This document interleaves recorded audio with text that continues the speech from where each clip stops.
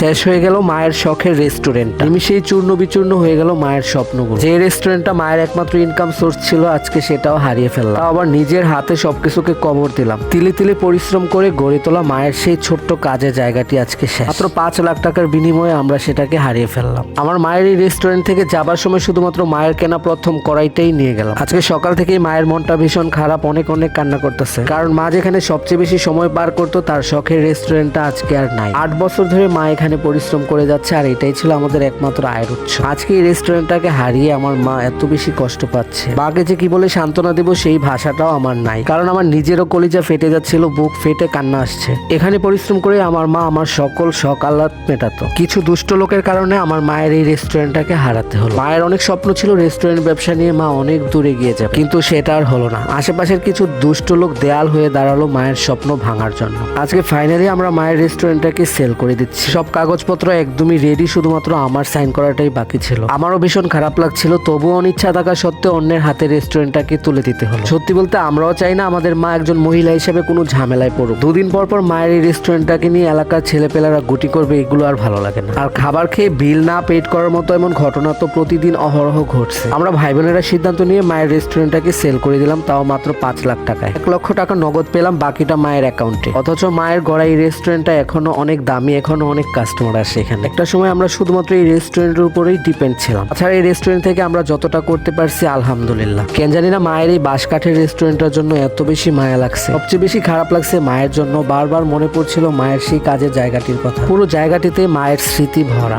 ঘরের সব কাজ সামলে মা আবার এখানে সময় দিত, আর এখানেই আমার মা বেশি কমফোর্টেবল ছিল।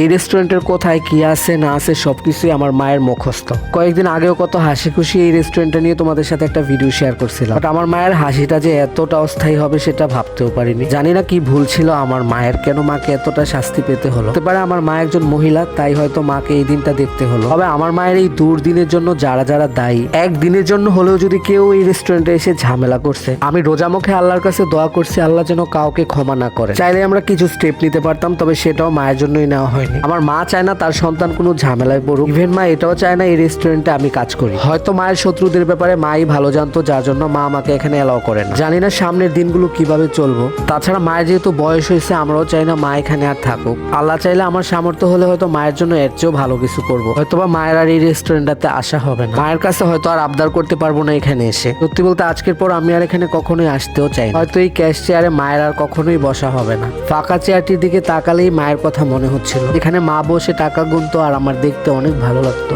আজকে শত রিকোয়েস্ট করেও মাকে এখানে আনতেই পারিনি। আমি জানি না আমার কেন এত কষ্ট হচ্ছে, আসলে ভীষণ